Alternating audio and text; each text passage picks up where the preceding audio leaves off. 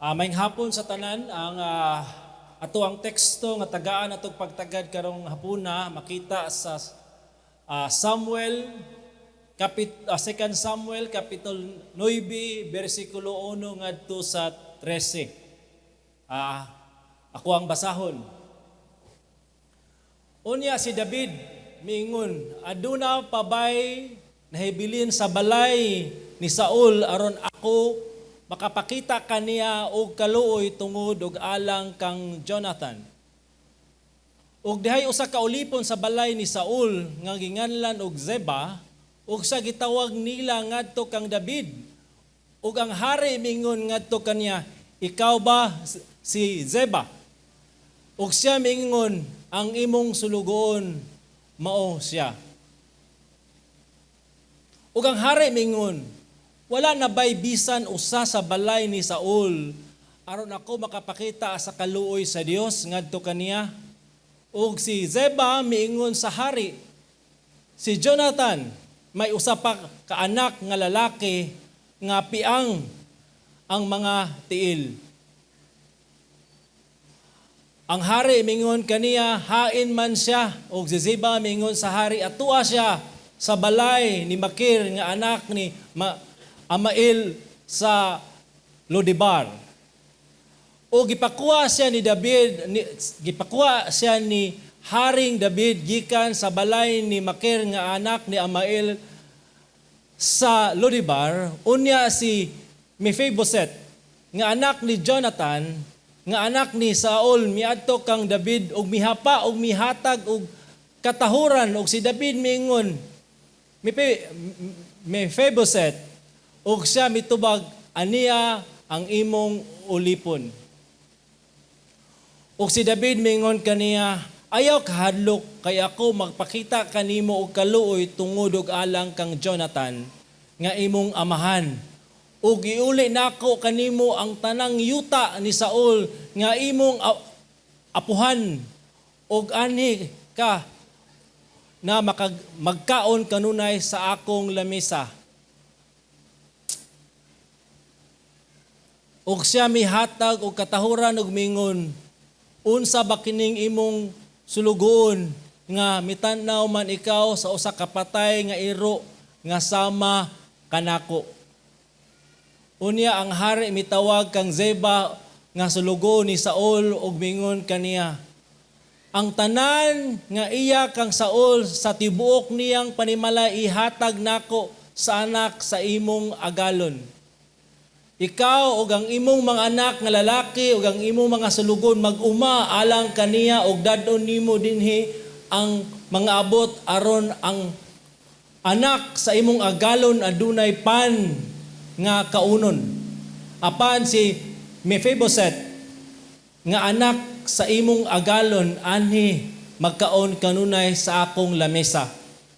Ug si Zeba may napulo og 5 ka anak nga lalaki og 20 ka sulugoon. Unya si Zeba mingon sa hari, sumala sa tanan nga gisugo sa akong agalon, hari ngadto sa iyang sulugon, mausab ang buhaton sa imong sulugon. Busa si Mephiboset nagkaon kanunay diya sa lamisa ni David sama sa mga anak sa hari.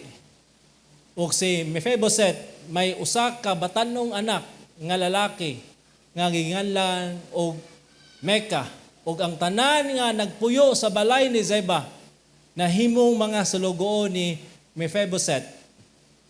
Busa si Mephiboset mipuyo sa Jerusalem ug siya nagkaon kanunay diha sa lamesa sa hari ug siya piang sa duha ka tiil. So narrative no, usa ka istorya nga pangkuan ni siya maalaala mo kaya.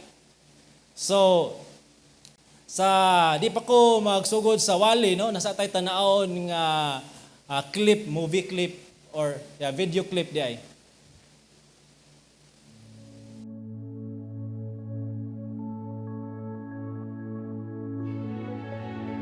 Here's a shot, as you can see, at the top of that shaft as everyone peering intently down that hole that they dug parallel to the 8-inch water well shaft.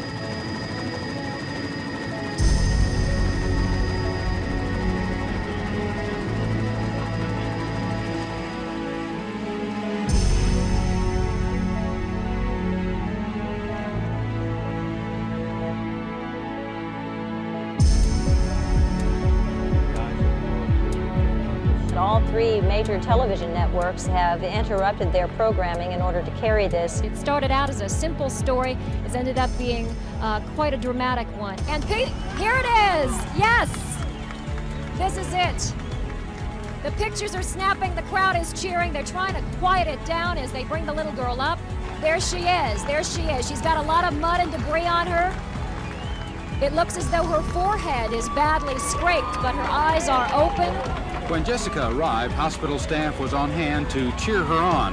The toddler was accompanied by emergency medical personnel who had been instructed by doctors not to treat her, but to just rush her here, where she was immediately taken into the hospital's trauma center.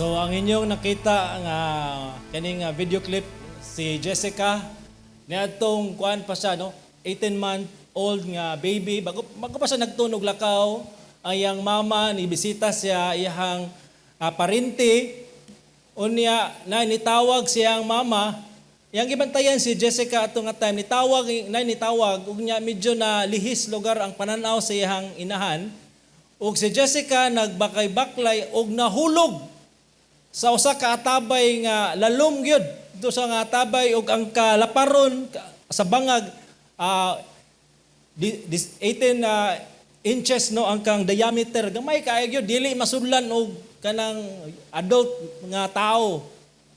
So dito si Jessica naa sa ilalom may gani kay ang atabay way tubig pero lalom kayo. So sa ato nakita sa video no nga adunay mga rescuers 58 hours. So sobra duha ka adlaw ang ilang pag-rescue kay mo man ni siya ang bangag no nga nahulugan si Jessica niagi pa sila diri pakilid para ilahang makuha ang bata diha sa kana bitong kani peligro nga sitwasyon. Si Jessica usa ka way mabuhat sa iyang kinabuhi usa may mabuhat sa sobra usa ka tuig lang nga bata no.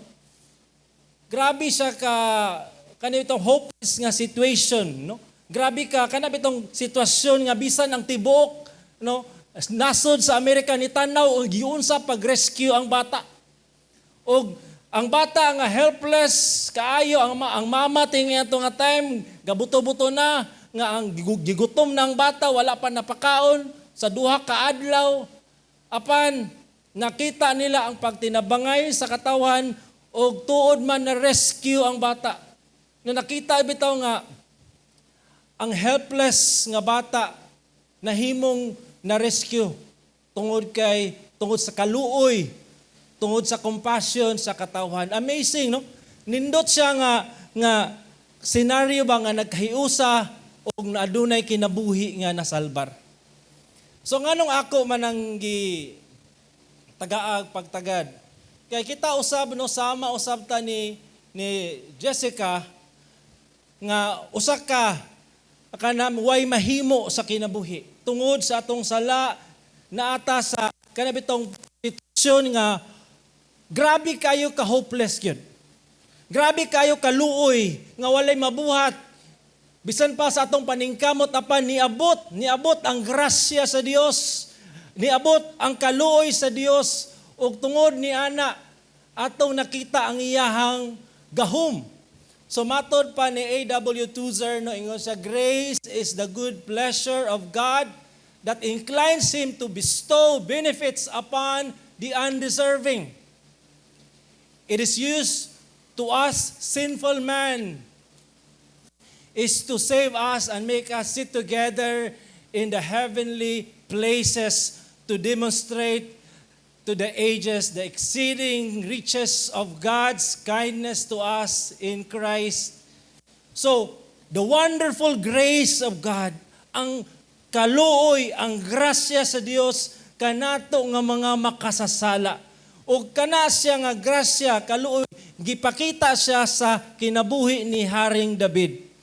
Kining gibuhat karon ni Haring David kang Mephibosheth, usa ni siya ka foreshadowing, no? Nga giunsa pod pagsalbar sa Ginoo ang iyahang piniling katawhan.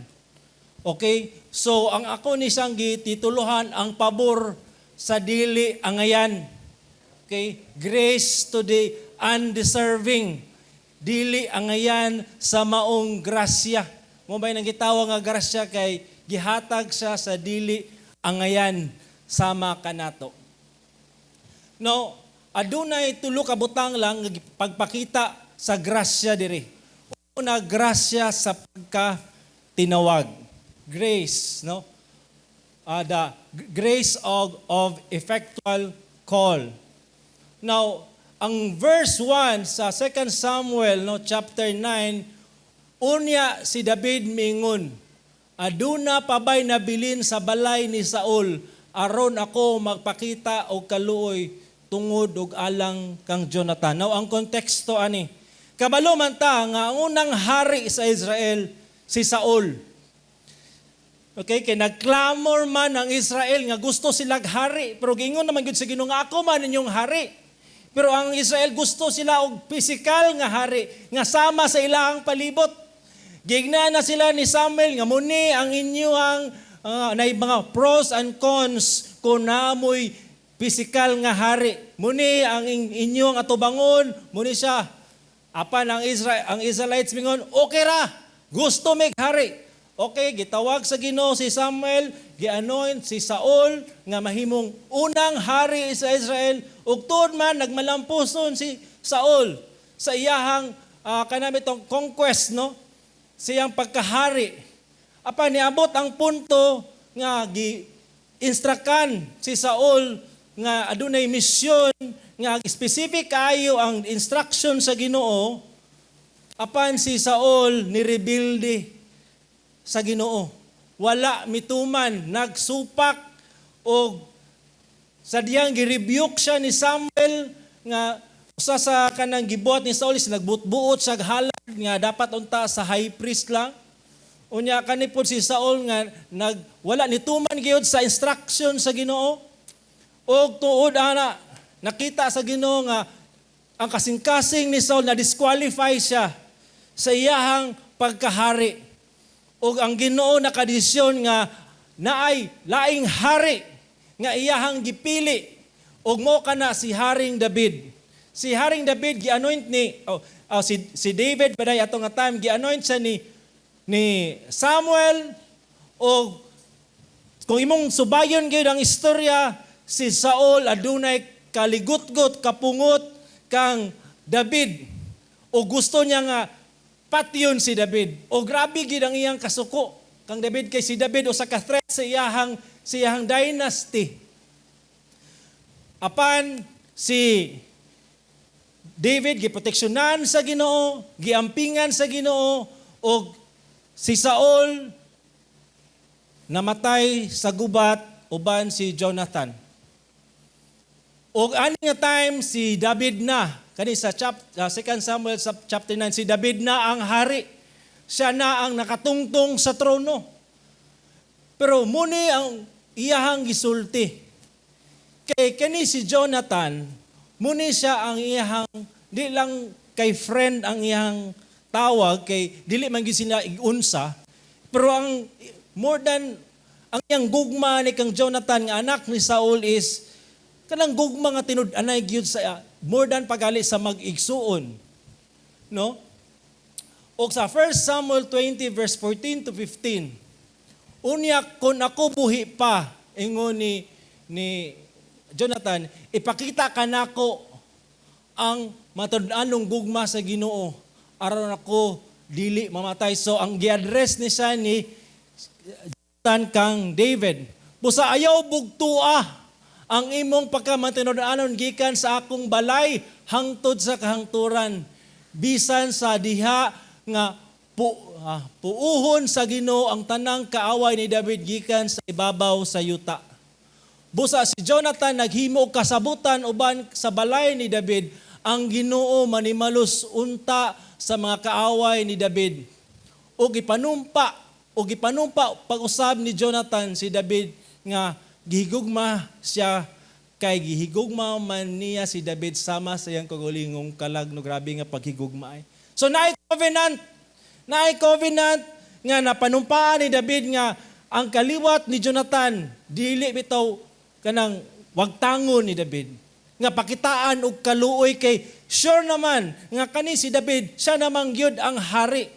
Og kabalo man ta sa kultura sa adtong panahon nga kunay gali lain nga lahi nga mo lingkod sa trono ang katong hari nga na-evict ang tanan niyang kaliwat kan jud ang next in line tanan mawala gina siya sa linya. Pinaagi, I don't know, ang uban patio, ang uban ng layas kay sila mahimong threat sa trono. Kay ang katong hari nga nakalingkod, ang iha namang lineage maoy maglingkod sa trono. Okay, so muna siya, adunay covenant nga nahimo si David kang Jonathan. Og muna siya karon ang sa verse 2, no? So gipatawag ni David nga si Zeba nga ulipon ni Saul sa una og nangutana siya napabay nabuhi nga kaliwat ni Saul nga pakitaan ako kaluoy. Pakitaan ako og grasya, no? Inana ang intention ni David og si Zeba mingon naiusa.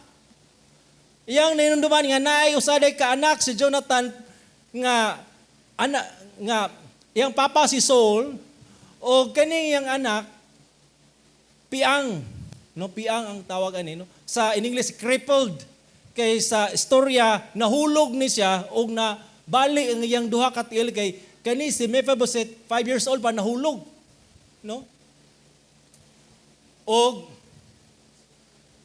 doon man mingon ng hari, tawaga siya, ipanhi ka nako si Mephibosheth. O gikuha siya ni David, gikan sa balay ni Makir, o unya si Mephibosheth, nga anak ni Jonathan, nga anak ni Saul. Miadto kang David, og mihapa, og mihatag katahuran. Okay? Og sa ingon ni Mephibosheth siya, ania ang imong ulipon. Natanaw nato ni ang sitwasyon ni Mephibosheth. Si Mephibosheth, yes, anak sa ni sa hari, previous nga king. Pero sa diyang na wala na si Saul, wala na po siya inheritance. Walang-wala si Mephibosheth ani nga time. Naa siya sa pinakaubos, sa tanang ubos sa kinabuhi niya. O wala na po siya pamilya, kaya iyang papa wala na. Ang tanan niyang mga parinti, nahurot na. O siya nagtago-tago. Wala siya'y, baka na bitong ginatawag nga kapadulngan sa kinabuhi. Ang iya lang ani, basta lang mo survive, basta lang makaraos, pwede na. Kay naa siya sa pinakaubos ng sitwasyon sa iyahang kinabuhi. No inheritance, no family. May uban, may bahalag, no, uban ka na to, kanang itawag na iban, natay pamilya pero way inheritance, no? At least naay family. At least naay inheritance masin gamay. Pero kani si Mephibosheth walang-wala og aside pa gyud ana, bali pa gyud sa yang tiil. Di sa kapangita og trabaho.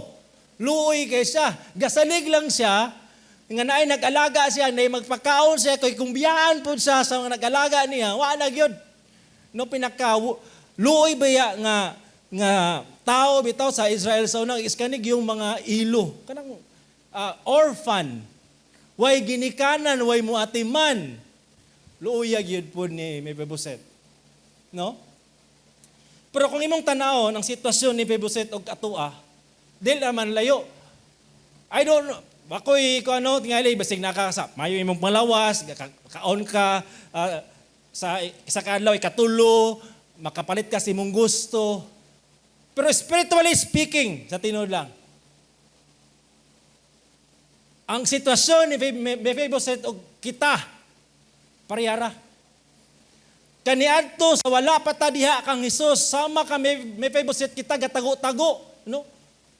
Diha sa Ginoo, kita walang-wala, weak ta, o mahadlok ta, sa Ginoo sa iyang silot tungod kay kita guilty sa sala.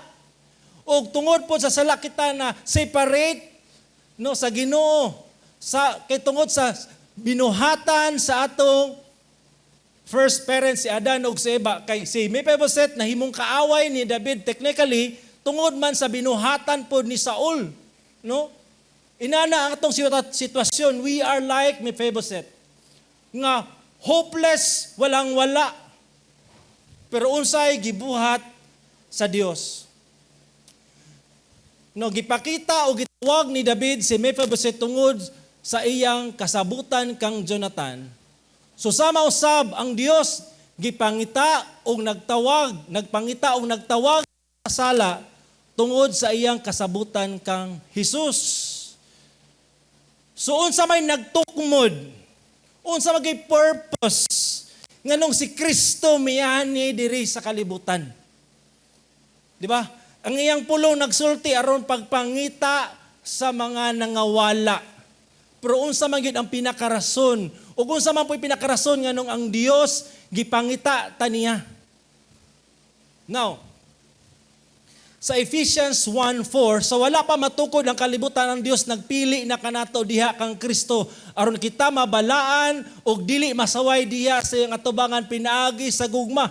Now naay kanang bitawag nga kanang redemption covenant, no, nga kasabutan siya sa Dios Amahan o sa Dios Anak o sa Dios Espiritu Santo. Sa wala pa namugna ang kalibutan, sa wala pa ang tanan, ang Ginoo nagpili na og katawhan nga iyahang luwason, nga masakop sa iyahang gingharian ug kaning katawhan iyahang gasa ngadto sa iyang bugtong anak nga si Jesus.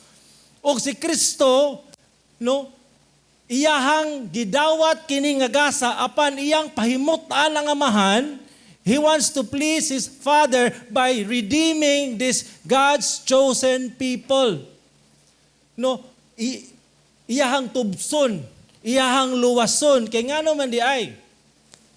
No, muning ang pagampo day ni Jesus no sa Amahan. Amahan, buot nako nga kun asa ako tuwa usab uban kanako sila nga imong gitugyan, kanako sila nga imong gipili, sila nga imuhang gi-elect.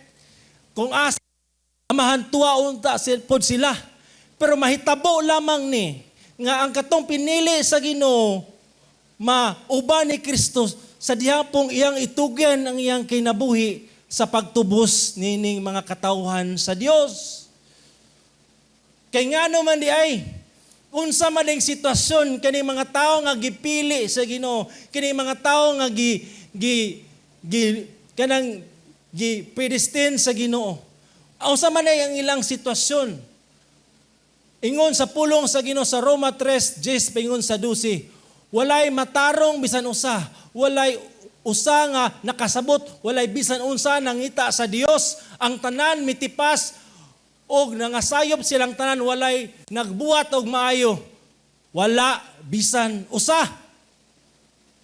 Muning sitwasyon, muning mga tao nga pinili sa Ginoo nga mga makasasala, mga dautan, mga tao nga walay pagtagad niya, mga tao nga nagbuhat unsay dili uyon sa iyang gusto.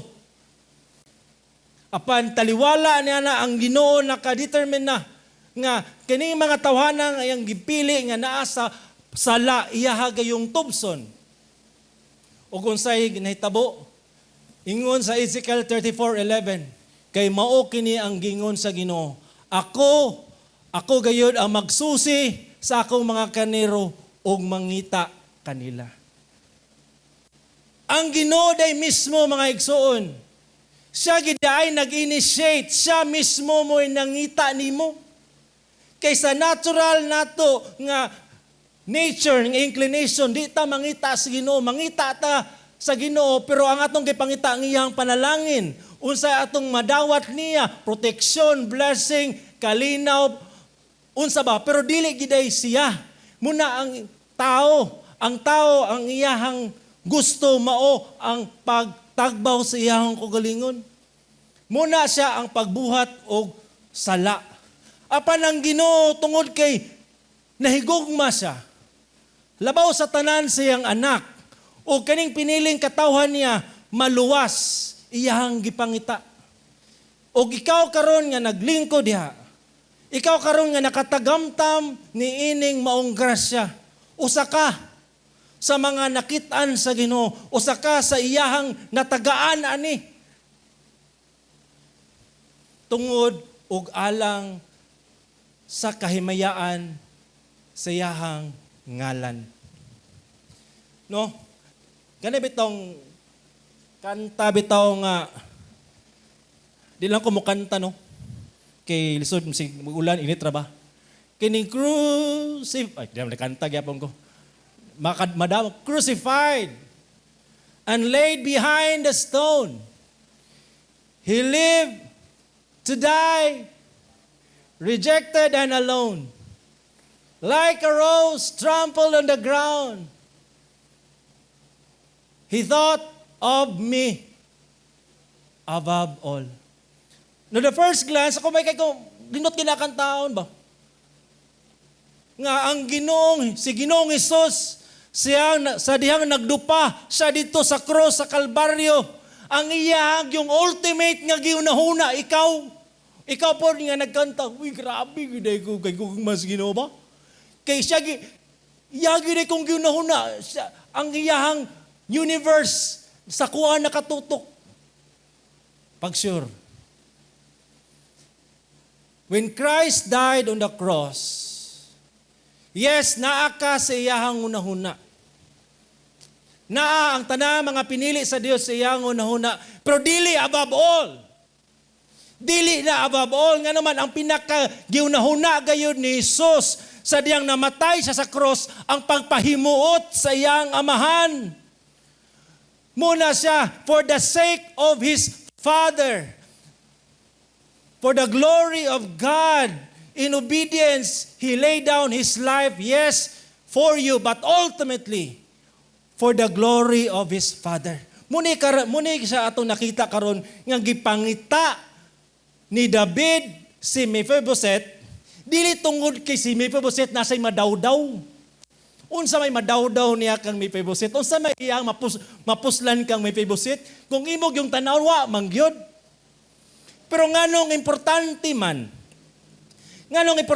man ni David si Mephibosheth, tungod og alang kay anak siya sa iyahang gihigugma nga mao si Jonathan. Ug mo po na siya atong unahunaon. Mo po na sa ibutang sa atong unahuna nga gipangita kas Ginoo. Giluwas kaniya. Yes, gihigugma kaniya. Pero ultimately, gihigugma gid niya si Jesus ug ikaw iyahang gipili aron maanaa kang Jesus. Gisure niya ang imuhang salvation because for the sake of Christ. Muna siya ang nakabutang, muna ang grasya. Muna ang grasya sa Dios nga gipakita sa mga undeserving. No, sultian tiya karon. Pangita daw grason. Pangita ko sa karason. Nganong higugmaon kas Ginoo. Nganong angayan ka sa iyang gugma, pangita daw grason be. Unsa man imong malista tubangan sa Ginoo nga angayan kanyang higugmaon. Lord, siyempre Lord, ministry Lord. Dabi ba pagantos na ako sa mga bata. Lord, di ba ni po ako mga paghatag, Lord? Kung imog yung tanawam ito, wala mangyoy. Bisan unsa na itong mabuhat, walay naa ka na ito nga angayan sa iyahang gugma. Daghan og rason nga ang Ginoo ang taniyang silutan. Pangitag rason gali nga ang angayan ka sa judgment sa Ginoo. Daghan gyud kayo. Di may hap apan ka ng rason nga iya kang higugmaon. Di gyud murag lisod kayo. Pero ang usahay giday ka rason nganong gihigugma ka sa Ginoo for the sake of His Son Jesus Christ, because you are chosen before the foundation of the world to be in Christ for the sake of Christ. And I hope muabot na siya sa tuang alimpatakan o kani bitong pride. Kani bitong muabot bitaw kani bitong sala nga mura bitong mubukad ang atong tayo nga ganahan at nga kani bitong pagdaig sa mga tao.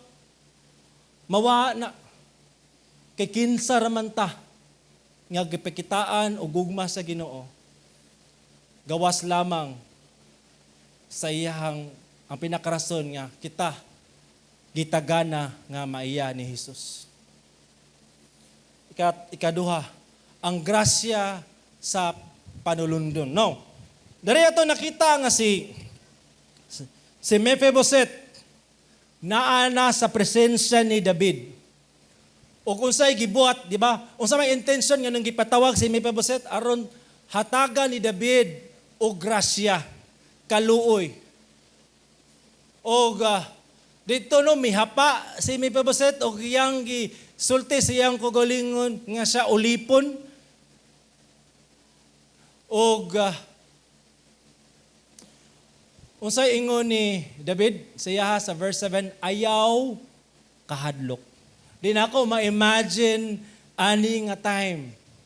Katong nadunggan ni Mephibosheth nga anunay mga sundalo naglibot-libot dito sa Israel sa pagpangita siya.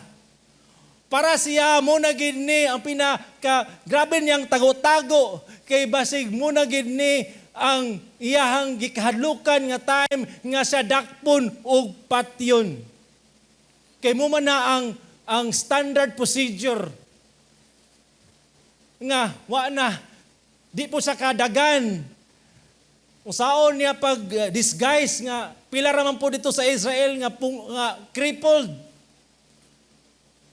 Nahadlok siya basig ang isulti ni David mga sundalo apan gi-comfort siya ni David. Ayaw kahadlok Mephibosheth. Ay kahadlok, chill lang Mephibosheth. Ayaw siguro, ay kataranta. Pero Dili mo makuan sa Mephibosheth. Grabe, gini kahadlok ka nga time. Kaya ako magpakita kanimo kaluoy. Ay, salamat. Thank you, Lord. Kaluoy man ay ang pakitaan ni David. Tungod, Mephibosheth, paminaw baya. Magpakita ko nimo kaluoy Mephibosheth. Dili tungod kay angayan ka Mephibosheth. Dili tungod kay unsay imong nahimo. Dili tungod kay nakoy madawdaw nimo. Dili tungod kay unsa imong kaliwa, unsa imong nabuhat. Mephibosheth, magpakita ko kaluoy nimo tungod kay anakang Jonathan nga akong gihigugma. Og Mephibosheth paminaw. Og iuli nako kanimo ang tanang yuta ni Saul. Muni siya ang iyahang dapat nga unta inheritance nga katong apo pa siya katong buhi pa si Saul, isip usa ka apo ni Saul, nasa inheritance. Muni, ang dapat niyang maangkon. So, gisaaran siya karon ni David, nga maangkon niya ang tanang yuta ni Saul. Ang imong apuhan, og ani ka mukaon kanunay sa akong lamisa. Now, kaya bitaw mukaon sa lamisa. Nguna siya ang highest form of kanabitong intimacy and fellowship, gud ba? No, sa usa ka kanabitong nagay relationship. Kay naa kanato kasagara magkaon sa gawas, dari simbahan pero pipila lamang katao ang nakakaon sa imuhang lamisa. Nakalingkod diha gyud. Kay nagi diha ang kanabitong once nga naagi kay pasudlon sa imong balay o dili lang sa sala, o imo pag yung ipalahos dito sa kusina, no, meaning komportable na ka na. Pero kani nga time, once gali ang hari, no, mag-invite og kaon, dito gyud sa iyang lamisa, lahi gyud treatment sa mga VIP pa ka sa tanang VIP. Og dari, og natingala si Mephibosheth. Sa grabe nga kaluoy, grabe nga grasya nga nadawatan ni Mephibosheth, di niya matugkad imo niyang ingon, unsa ba kining imong gihimo sa imong sulugon nga mitanaw man ikaw sa usa ka patay nga iro nga sama nako. Kabalo mo kaning iro usa ni siya sa kaning makapa unclean kayo nga animal. O kanang patay sabot na ang mga Israelite dili mo gunit og patay, dili mo buhig iro. Sa ang point lang dari ni Mephibosheth, unsa may nganong imo kong gipakitaan niini nga grasya nga wa man kay madaw-daw nako. Worthless man ko, wa man ko ikadalit nimo, wa man ko amot. Useless ko. Nganong imo kong gipakitaan ani nga kaluoy. Dili ko ang ngayan ani. Kay technically threat ko sa imuhang trono. Anak ko ni Saul. Apan ngano man nga di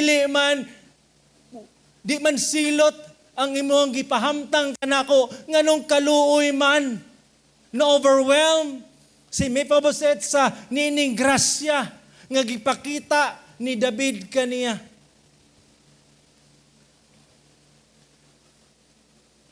O sa verse 9, ang tanan nga iya kang Saul o sa tibuok niyang panamili gihatag nako sa imong agalon. Munang giingon, gitugon ni David kang Zeba. Unsa may atong matunan ani? Si David naghatag panulundon kang Mephibosheth tungod og alang sa iyang gugma kang Jonathan.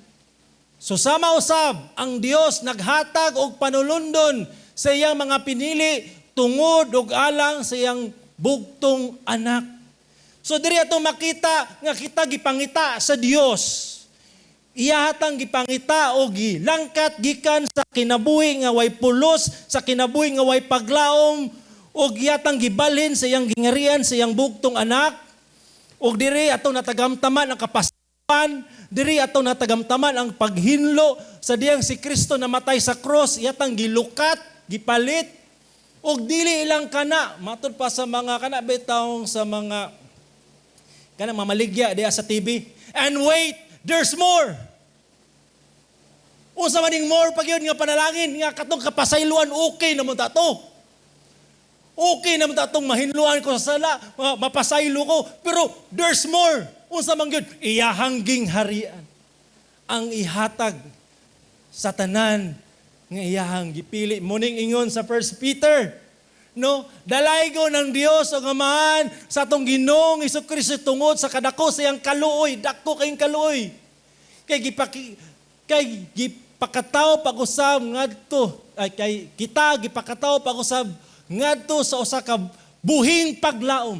Pinagi sa pagkabanaw ni Kristo Jesus gikan sa patay ngadto sa usa ka panulundon nga dili madunot, dili mabuling, dili mulubad. Kumusta? Inani bang description si mohang inheritance karon? Natay inheritance ba at least na gamay tingali, na gamay nga yuta. Pero saba lalisan pagali. Ano, nay panulundon gamay kabaw. Madunot namatay. Nay panulundon nga unsa ba kadya?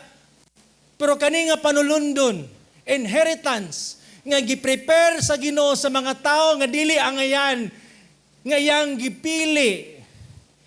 Hatagan niya inheritance. Unsa pa gid gitipigan dito sa langit alang kaninyo. Kinsay nagpreserbar ani? Si kinsay nagguard ani nga kaning nga panulundon imo gayong madawat. Wala ni gibutang sa deposit box o gigwardyahan sa bangko. Ang gahom sa Dios mismo ang magsiguro nga kini nga inheritance imo gayong madawat. Muna nga kita gibalik-balik kayod sa Biblia. Gibalik-balik kayod sa pulong sa Ginoo. Itutok ang imong mga mata dito kang Hesus. Fix your eyes on Jesus ay mong unahuna sa kaning langit nun. Usa pa gyud ingon ni Jesus, store up treasures in heaven. Dari kita muni ang tagaan atong importansya. Diri dapat nga area ang atong ibuhos ang atong kusog, ang atong time, talent, and treasure kay naa ka. Usa ka sa napilian sa Ginoo nga makatagamtam niini nga inheritance. Wala lang kita na sign unsa ni kanindot, pero ang nakanindot ani ang Ginoo mismo mo'y nag-prepare ani para nimo. Di ta ngayon. No? Muna nga kanta bitaw ganang kay kuning nga kanta. I stand amazed in the presence of Jesus the Nazarene and wonder how he could love me, a sinner condemned and clean. Hinotunta nga butang nas tungunahuna perminti nga dili ta entitled sa grace sa Ginoo. Di ta entitled sa panalangin sa Ginoo. Di ta entitled sa iyahang kanang pabor. Wala ta na. Ang angyan gud sa tuwa is condemnation, punishment, and yet God is so good. He poured out His mercy upon us. Nga kita ngayon i-condemn. He made us clean by the blood of Jesus. That's why makaingot, how marvelous, how wonderful, and my song shall ever be. How marvelous, how wonderful is my Savior's love for me. Katabi taong mag-ingon ka nga, luoy na kay ko, wala na'y nagmahal, pag sure. Naa. Tanaw lagi kay Jesus. Ay mong kita tanaw lagi, manggod. Na ikatong ka-holding hands. Ayaw to. Ha? Gibiyaan ako. Wala yun. Gikalimtan ako. Wala sa text. Wala na. Daghan ng mga tao sa kalibutan, kita dili na ma-amaze sa gugma sa Ginoo. Di na ma-amaze sa grace sa Ginoo kay lahi ang gitutukan. Mas maibog noon sa kalibutan. Mas maibog sa gi-offer sa kalibutan kaysa kaning gibuhat sa Ginoo para nimo. Ayaw ikumparar ang imong kaugalingon sa uban. Unique ka nga pagkatao, lahi ang grasya nga gihatag sa Ginoo sa imoha. Focus on how the Lord has shown His love for you. Fix your eyes on the cross of Christ. And you will be amazed. And you will be encouraged. How Jesus, our Savior, gave us His kingdom.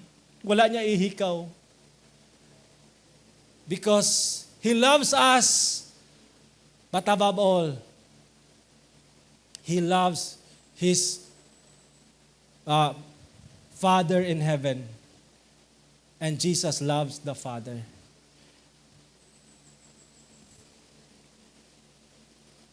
So muna siya. O kung advertisement na yun, ma-amaze na ta, wow, na inheritance. And wait, there's more. Grabe nga grasya pag yun. Grasya sa pagkasinagop. Giada pag yun. Na mayo ba nung kitagag inheritance, pero dili part sa family, diara ka, dapit. Ay, duol na ako. Pero kani, grabe ni nga grasya ni. Overwhelming nga grace. Ingon pag yun darino, na-amaze na gali si Mephibosheth kay gitagaan sa inheritance. I mean, gitagaan, wala niya haguy ha. Gihatag ni. Muni ang, di ba, picture sa kaluwasan, grace, gihatag sa Dios, ma-receive through faith in Christ. And wait, there's more. Apan, matod pag yun ni Haring David, ikaw, ang imong mga anak na lalaki, muning gingon niya kang Ziba, mga sulugon, mag-uma, alang kaniya, alang kang Mephibosheth, og dadon nimo dinhi ang mga abot, aron ang mga anak sa imong agalon, adunay, pan nga makaon. Apan, si Mephibosheth, ang anak sa imong agalon, remember this, Ziba, magkaon kanunay sa akong lamisa.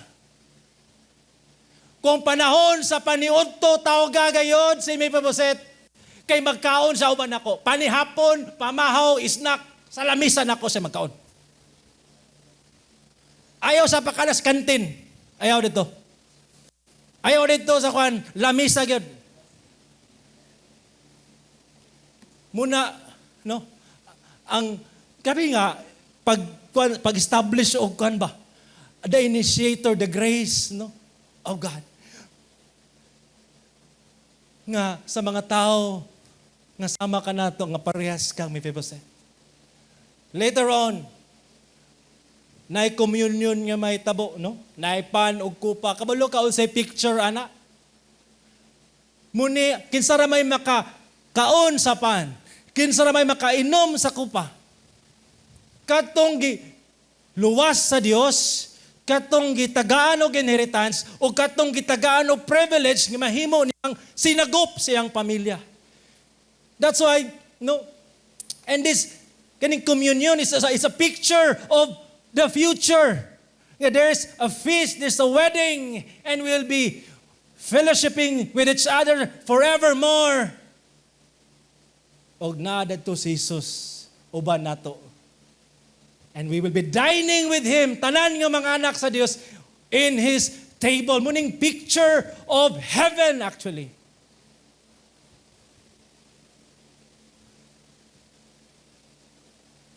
Unsa ingon ni David? Si Mephibosheth magkaon kanunay sa lamisa unsa sama sa usa sa mga anak sa hari. Kauban ni Mephibosheth ang crippled, ga-wheelchair dadto. Si Absalom, mga prince and princesses. Si Mephibosheth dadto adopted. Pero why may apan grabe ni nga privilege. Gi-provide tanan usa may magkulang kang Mephibosheth. Una pa ba'y makaingon si Mephibosheth? Kulang pa. Tanan na may gihatag. Adoption, inheritance, salvation, nga gihatag na sa Ginoo kanato. Mo na ay siglikramo. Tungod sa atong pagkatawhanon, sige taog complaining kinabuhia. Sige taog pangita sa mga butanga, wala nato.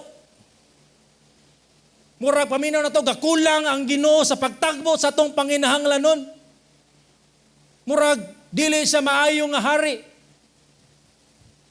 Klaro sa kanta kanina, His grace is sufficient for us. We are His children, naabay amahan, nga pasagda ng iyang mga anak. Gitagaan at inheritance, giada pa ta sa iyang family, and we enjoy His presence. Dili, tanan gitagaan, anak. That's why Christ, according to Paul, come to the throne of grace, and you will find mercy and grace in time of need. Everything you need is found in Christ. He is your supreme delight. He can satisfy you. You are complete already. You belong to Him when you put your trust in Christ.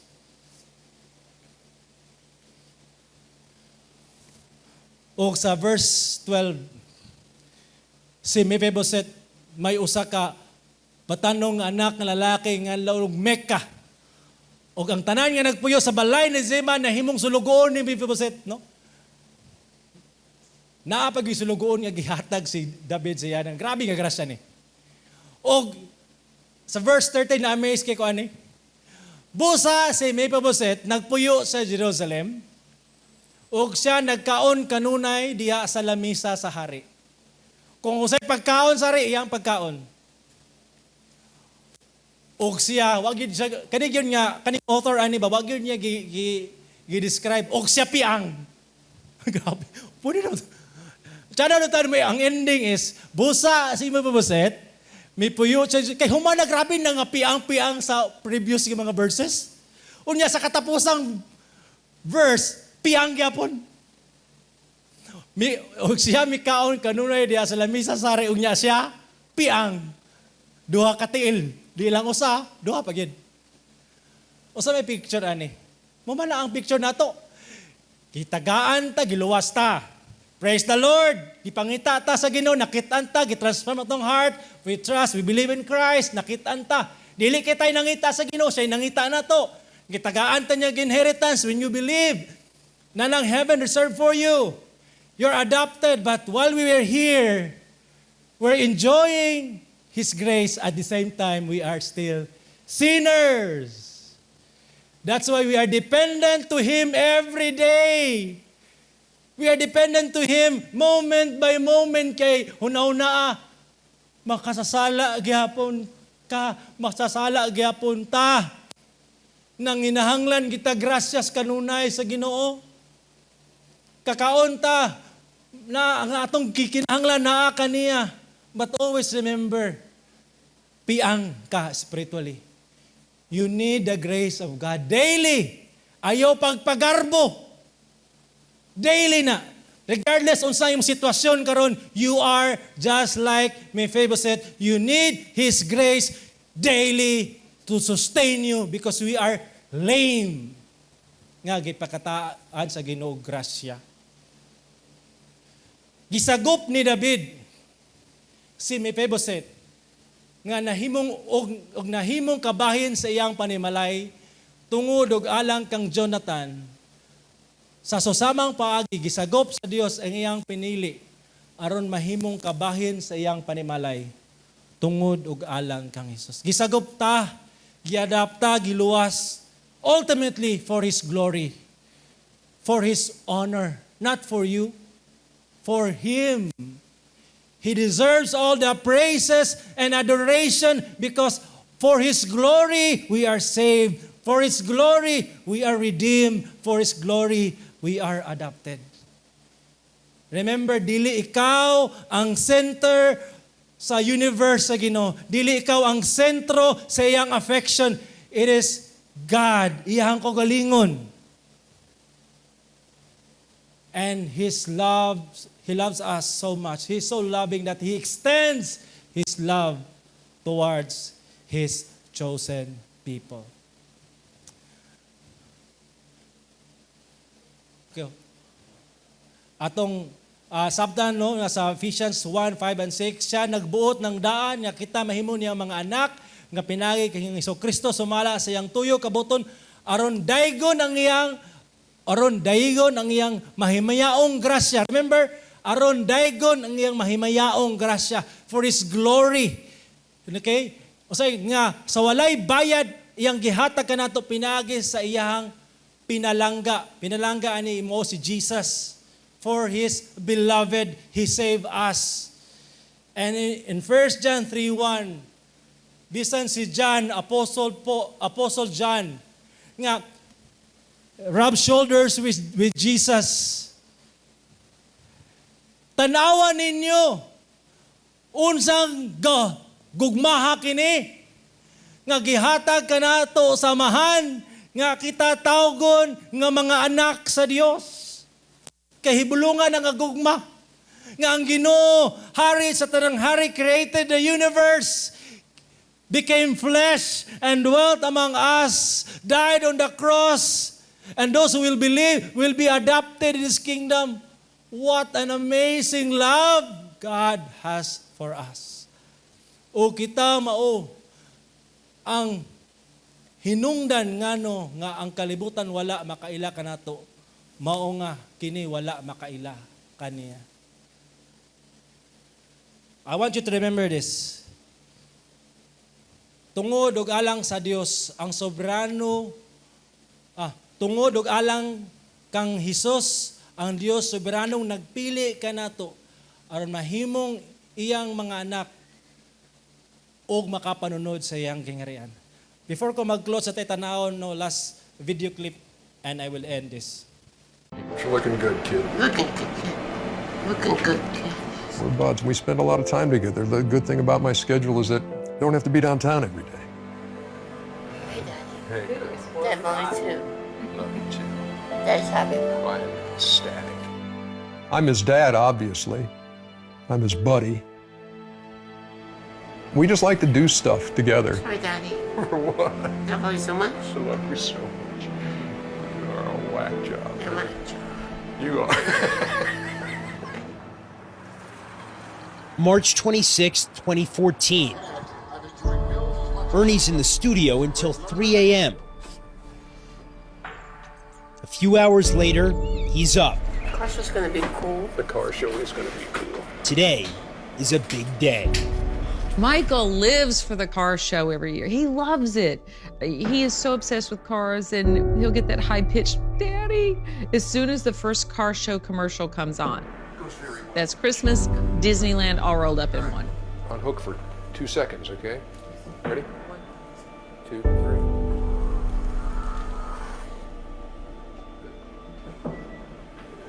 3.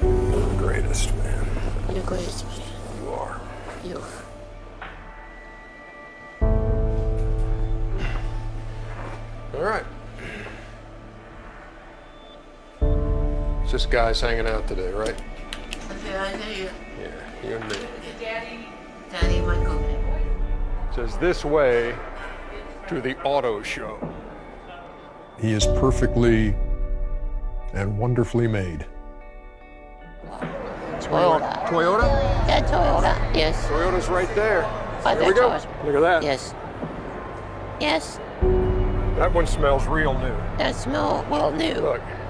Sometimes our expectations get so high and our desires get so high for the next this or the next that. Thank you very much. Hey, Michael, here we go. Michael, here we go. Inside. A Honda C wheel. You give Michael a car magazine or laminate a picture for him and it's like, I hit the lottery. You like it, this? Sugar Daddy's? Yeah. Sugar Daddy's car, yeah. He's whole. He's got to figure it out. Kini si Mr. Johnson, no? Nga siya'y unom ka anak, I think, o kang upat na adopted. Ikaw na na. And then, kini si Michael, yang nagka-decide siya sa iyang wife nga mag-adopt nato sa Lagromania, o nakita nila ni si Michael. Inani ng kondisyon ni Michael.